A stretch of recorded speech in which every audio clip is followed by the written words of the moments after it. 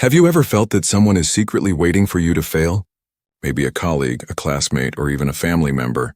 You achieve something, but instead of genuine happiness, their eyes seem to search for the moment you stumble. It's a strange, unsettling feeling, isn't it? As if your joy doesn't sit well with them.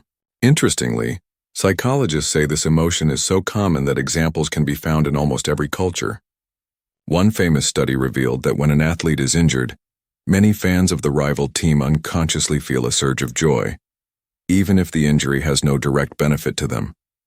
This raises an important question. If this feeling is so natural, is it only others who envy us, or do we sometimes experience it quietly ourselves? Paris, 1793. The French Revolution is at its height. The air is cold and autumnal, and the streets around the Place de la Concorde, then called the Place de la Révolution, are crowded with men, women, and children. As the ceremony reaches its climax and the symbol of monarchy is brought down, a small portion of the crowd weeps. But many smile, cheer, or even joke with their friends.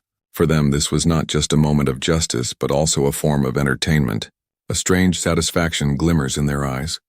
Satisfaction born from witnessing the downfall of someone once untouchable. When the queen is executed, waves of applause and shouts of joy erupt. In that moment, it becomes clear that the feeling of delight in the misfortune of others is not unique to our modern age. This emotion has lived in people's hearts for centuries. Perhaps you're tempted to say, well, I'm not like that. But if you look closely, you might notice the same pattern today, just in different forms. I once came across a jeweler's social media post describing how he had been tricked in a sale and lost over $100 million in value. But when I scrolled through the comments, almost every reaction was filled with ridicule. Serves you right. That's karma. Good for him. The commenters had no real knowledge of his life, yet they rejoiced in his loss, perhaps because they viewed him as belonging to a higher social class. This is the fascinating part of the phenomenon. Often we feel joy at another person's downfall, even when we have no direct conflict with them. This emotion even has a name, Schadenfreude, Dr. Azarak Shmokri, a well-known psychologist, often discusses it in his lectures. The word comes from German and literally means harm joy, or happiness at another's misfortune. What's remarkable is that many languages don't have a single word for it. In English, for example, you'd need several words strung together to convey the idea, while the Germans considered it significant enough to coin one concise term. Of course, this feeling doesn't just appear in major historical events. More often it shows up in everyday life. We might feel it when a football team we dislike loses, when an arrogant coworker embarrasses themselves during a meeting, or when a celebrity suddenly falls from grace. Here's the uncomfortable truth.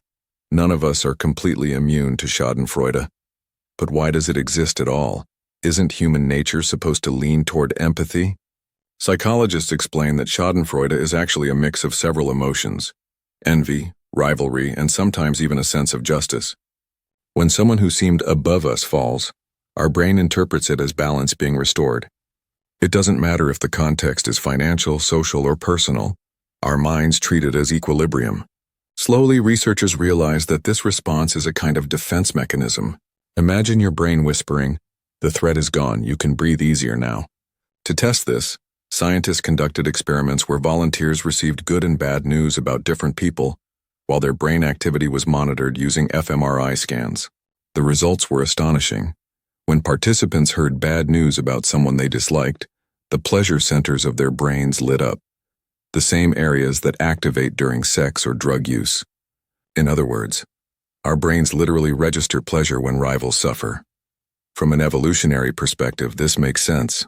For our ancestors, the downfall of a competitor could mean greater chances of survival. Over time, this response became hardwired into our biology. But here's the critical question. Does the fact that it's natural mean it's good? This is where philosophy enters the picture, offering very different interpretations. For example, Sigmund Freud argued that emotions like Schadenfreude stem from our unconscious. He believed this feeling reflects suppressed desires and rivalries. When someone we unconsciously compete with fails, the hidden parts of our mind feel a brief release, hence the satisfaction. Freud even suggested that studying Schadenfreude could help us better understand ourselves, since it reveals who or what triggers our deepest insecurities. A fascinating historical example comes from London, 1720.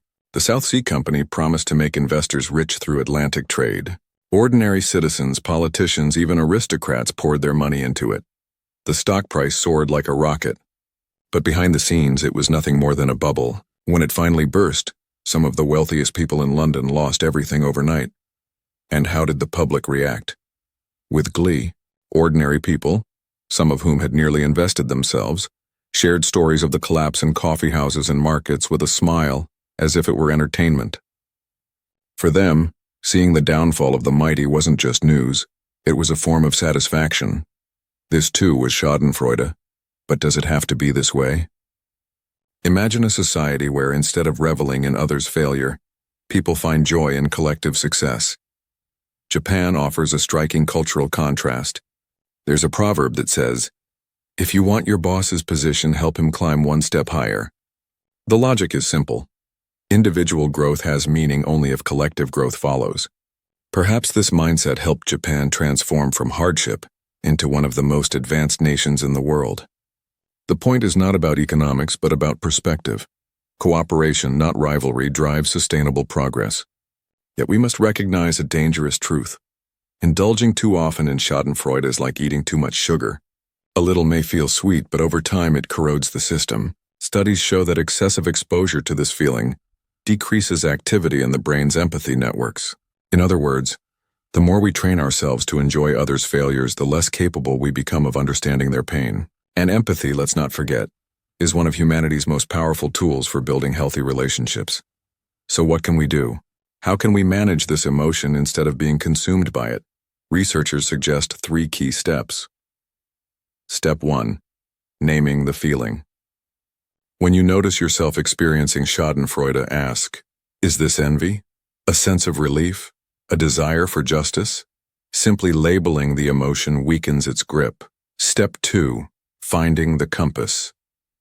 Ask yourself what unmet need this pleasure points to. Do you feel left behind compared to others? Do you crave recognition or fear that your abilities aren't being noticed? By identifying the source, your mind shifts focus from others' downfall to your own growth. Step 3. Shifting perspective. Imagine the person who failed was someone close to you. Would you still feel joy? If the answer changes based on who it is, the emotion may not be about justice at all, but about bias. This thought experiment can help restore empathy and soften the sharp edges of rivalry.